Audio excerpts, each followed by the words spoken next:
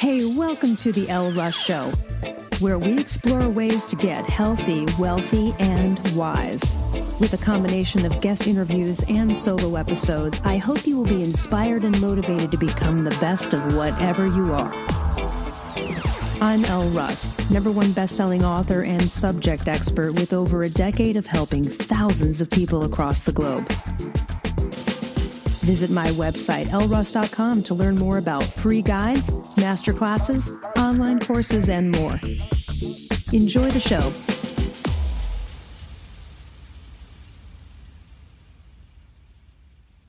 All right, we're going to talk about weight loss, which is, everybody is like, how can I lose weight? How can I lose weight? There's so many people out there struggling. And of course, now it's like, oh, you don't have to work out. You can take Ozempic. I think we've seen some tragedies, medical tragedies from that. I personally don't suggest it, but let's talk about all of the different ways and what might be holding you back from releasing some weight or burning fat. I'm going to talk about all of the different hacks and ways you can look at it. First of all, if you are under 40, okay, then diet and exercise should be the only thing you need. 80% of your body composition is what you eat. Yes, I always suggest a paleo-primal ancestral diet. We're talking about clean proteins, fats, vegetables, fruits, anything that basically it's the elimination of grains, beans, legumes, and most dairy. That's kind of in a nutshell what paleo is. But there's a whole nother level because let's say you're trying to lose weight and you're eating from a paleo approved list. There can be some things on there, though, that are making you bloated and bothering you. For example, are you eating too many vegetables? This is the thing. People are like, I need all the fiber I can get. I got to eat a bunch of vegetables. But sometimes overeating fruit and vegetables can make you bloated. So are you doing too much there on that fiber train, thinking you have to get so many grams, but it's making you bloated? Also, fermented foods. Listen, I love sauerkraut. I love kombucha. I love kimchi, but I cannot deal with that stuff on a regular basis. It makes me bloaty and gassy. And people are like, but I thought it was healthy for you. It's probiotics. Well, it is, but for me, the pill form of probiotics is the way to go, not the fermented foods. Now, occasionally, I do love a good kombucha, but if I were to drink one every day, I would start to get bloated. So you need to start to look at some of these things. Just because something's healthy, like a fermented vegetable, is it right for you? So these are some of the hacks where you can go, okay, let me take that stuff out, right? Let me take some of the other offenders out. So I've talked about this before, and I've done an entire podcast episode on this, and I also have an article on it, and I have a no histamine cookbook. You got to look into histamines. So foods that are high in histamines can wreak havoc on the body if someone's sensitive to them. I have a histamine issue when it comes to shellfish, so I can't eat shellfish or I'll have a crazy reaction. Some people, it's other foods high in histamines. I'm going to name a bunch that people don't think about. Walnuts, bananas, okay? I mean, these are healthy foods. So reducing the number or trying a no histamine diet, it still leaves you with all of these healthy, vegetables and fruits, but the fruit, let's say blueberry and cherries, they are low in histamine. Citrus wouldn't be. The best resource for what is a 0 on the histamine scale and what is a 1, 2, 3, etc., is called the SIGHI list, and it stands for SIGHI. That's the Swiss Institute of something Histamine Institute. Swiss International something, I forget what it stands for, but it's SIGHI, and they are really, their histamine list is the one to go by. So look into histamines, because not only, let me tell you how they wreak havoc. First of all, if you're having unexplained rashes or you get out of the shower and you're like, ooh, I've got little bumps all over my chest and they're kind of a little itchy and weird, but then they kind of go away. Do you know what I mean? Like they don't linger all day long. When you see things like that, that's an indication. Chocolate's high in histamine. I'll just throw out ones that I know about, and certain spices and things like that as well. So It's not just the little bumps and the rash. And then how would you know if that's related to something you ate or if you're having some other type of reaction? Well, you would take an antihistamine like a Benadryl, let's say, and if you did, then that would work, meaning it would alleviate the bumps and the itching, and then you would go, ah, it is histamine related. It's like when you get bitten by a bee and you take a Benadryl and then the bee bite and everything feels better and less itchy. You know that that's the cause. I'm not suggesting you sit around and take Benadryls to do this test. I'm letting you know some of the symptoms. So the other symptoms that happen when histamines wreak havoc on the body is it can be a leaky gut situation, literally leaky gut, meaning your intestines have become permeable and literally crap and toxic waste is leaking into your bloodstream. That can also cause a rash, but it can also cause symptoms like IBS, meaning one day you feel like you have diarrhea, the next day you're constipated. You can also get vertigo, dizziness, any of these symptoms, and they are connected to frickin' food, fucking food. Food's a drug, dude. Food is a drug. Let me tell you what happened to me. I have an issue with shellfish, as I've already mentioned. Like, I'm allergic to shellfish, so I don't eat it. But I am not allergic to calamari. Calamari being, squid and octopus, right? So calamari is technically, I didn't know this until a couple years ago. It's technically classified as a shellfish, even though there is no shell on that fish. Okay, but I've been eating calamari for years, not all the time, but every time I have calamari, I never have a reaction. Well, a couple years ago, there was a grocery store here that was selling calamari steaks, like just raw calamari steaks, like big kind of square squid steaks. And I would go home and cook them, and I was so into them. And I was kind of going there every week, and I was probably eating them every week. I broke out into a full body rash. It started a little bit here, a little bit here, then it started to spread. It went all over my body. I did not know what the hell was happening to me. I went to dermatologist. No one knew what was going on. No, I researched the internet. Like, no one knew what was happening. And this just was a disaster. It was all the way from my wrist, all the way up to my neck. I was so scared. Long story short, it eventually went away. And then later on, I realized, oh my God, I think that calamari bender that I went on is probably what did that.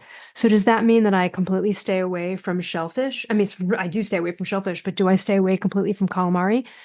No, but I'm very judicious about eating it. I really don't eat it that often anymore. And I always carry a Benadryl with me just in case that's the like tip off on that one day that does it to me. But for the most part, I stay away from it. So look at these things, right? Because some of these things, the gas, the bloating, the things that come with leaky gut could be inspired by high histamine foods. And you're thinking to yourself, I'm eating so clean, I'm doing all these perfect things, and you don't even realize that you'd be better off with the macadamia nut than the walnut, maybe. Okay. So SIGHI is the standard in histamine lists. Their list goes by all foods, fruits, spices, and things like that. It even goes so far into fillers and preservatives and things like that, which most people don't have to go down that road. Usually the first 7 pages of that list are going to be enough for you to determine. So, there are foods that are zeros on the histamine list. That's what I would focus on if you're having any of the symptoms that I have talked about. The other thing would be grains are no bueno, okay, when you're having gut issues, particularly gluten. We know this already, but even corn, even some white rice that you feel is innocuous. If you are having gut issues, cut that out. And again, maybe in its place, that's a sweet potato or something like that, or some mashed potatoes.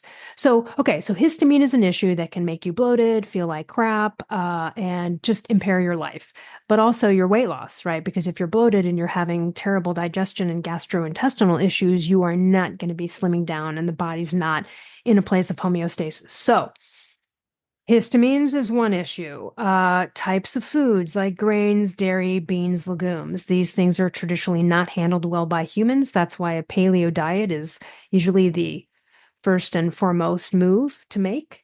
But again, perhaps there's something within the paleo diet that's allowed that you're having an issue with.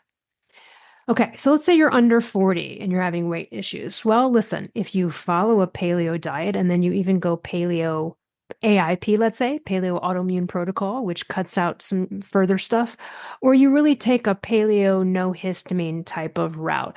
Let's say none of this stuff is working and you find out that you just can't lose weight.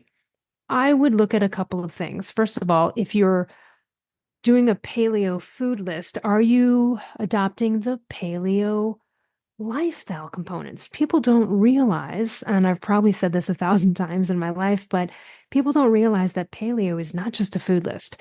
If you're eating from that food list, but you are also running 30 miles a week, you are not going to be paleo, meaning you're affecting your blood glucose level and your adrenals in such a way that it's not optimal for fat burning. So part of paleo-primal that people don't realize is sort of this ultimate management of blood glucose and adrenals. And that happens because when you're paleo-primal and you're on this paradigm, which is usually a high fat, moderate protein, low carb paradigm, or high protein, moderate fat, low carb paradigm. When you're on that kind of paradigm, you are really geared up for fat burning, but there are those things along the way that can be hindrances. So if you've done all that stuff and you're still not losing weight, of course, I always say, check the thyroid. Listen, if you can't lose weight and you're trying all of the things, then you got to get your thyroid tested. And of course, if you haven't already, you could just go to freethyroidguide.com.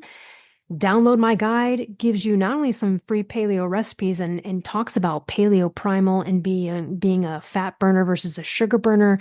That's in the free thyroid guide and the list of tests to get to decide, do I have a thyroid problem? Because if you have a thyroid problem, that is not fixed. For example, I have a thyroid problem. I'm technically hypothyroid, but I'm on the right amount of thyroid hormone replacement, so I am not hypothyroid and I don't have any symptoms. If you are not optimized yet or properly treated on thyroid, there is no amount of exercise or dieting that you can do that will help. You just don't have the metabolism. And it's a crazy making thing because people are constantly DMing and emailing me like, how do I lose weight? How do I lose weight? The only way to lose weight is if you have proper thyroid hormone balance. From there, then it's a matter of getting, the insulin sensitivity right, the different macros correct, right? Like you could have a great working thyroid and all the numbers are great, but if you are overeating carbs or overeating fat, another tip is that when people can't lose weight and then they keep going to more and more extreme diets, like they're going to go to keto and carnivore, they find that sometimes those don't work because it wasn't the diet that was a problem, right? It was the thyroid issue. And so if you have tried all of the modalities of dieting and exercise and it's not working, go check your thyroid. You could be unnecessarily frustrating yourself in life. The other thing is hormones, okay? I mean, listen, I am 51 years old. Can't even believe I'm saying that. It just seems insane. I still get my period every 28 days. That's bound to end at some point, right? Will it be tomorrow? Will it be 5 months from now? I don't know. So technically, I'm not maybe in menopause because menopause would be a woman who has not had her period for 6 months or longer. But I'm definitely in perimenopause. And I will say this, that about from age 42 to now 51, I wish in hindsight I had gone back and tested testosterone. I wish I would have started earlier with testosterone. Why? Because I did start to notice that I had issues gaining lean muscle mass and I wasn't having many results from like lifting weights. And this was a problem. That was testosterone. And of course, the other symptoms too were me being not as motivated or focused. And I knew that it wasn't my thyroid because I am properly treated. So in that case, I was like, okay, well, I know it's not my thyroid, and testosterone was the answer there. Then I moved to, progesterone cream and then later progesterone pills. So if you are 40 or above and you're struggling with weight loss, you've got to rule out the thyroid. First and foremost, rule out the thyroid, because if the thyroid's off, you get that back in line and then the hormones kind of get back to where they need to be. But again, if you're 48, 50, it might not fully get them fully back to normal. So supplementing or talking to a great functional doctor about how to biohack perimenopause and menopause is really key because I started to feel bloated and having issues. And again, progesterone helped that. So I take personally I take progesterone cream. I also take testosterone cream, progesterone pills. I do not take any estrogen. Okay. And then I take thyroid hormone replacement every day as well. But these things, getting those hormones hacked, and again, I know at my age and what I'm going through, I'm going to have to hack it further, right? I might need to increase a dose of progesterone at some point. I might need to add in estrogen at some point. I don't know. It's an unknown territory, right? But to prepare yourself best for this time, and also struggling with weight loss issues, it's a combination. Sometimes diet's not going to do it. Don't beat yourself up if you're lifting weights and you're like, why am I not getting fucking muscle here? Maybe it's because you're 46 and you need some testosterone. Honestly, such a game changer. So those are all of the factors really in weight loss. Now, are there, of course, there's Hashimoto's autoimmune disorder. When we talk about weight loss, debloating, we are looking at the anti-inflammatory paradigm, which is what a paleo-primal diet is. And so you don't need to eat red meat, but you should consider some type of animal product, whether that's eggs, whey, fish, shellfish, anything that you're able to tolerate. And I think, and I'll give a brief one here. When when you start and you're like, what do I do? How many carbs? This is kind of how we look at it. In paleo primal, you really don't want to eat more than 150 grams of carbohydrates per day unless you are an athlete, like an NBA athlete or a bricklayer for a living, right? So let's talk about what that looks like. One large baked potato is 64 grams of carbs. Okay. So in a day of, let's say, 120, 150, there's 64 of it right there. So you need to gauge that. One pint, have like a big, huge handful, cup of blueberries, couple cups of blueberries could be 14 grams of carbs. One cooked a bunch of asparagus could be 20 grams of carbs. One bottle of green juice can be 27 carbs. So you go, am I going to drink those carbs today or eat them?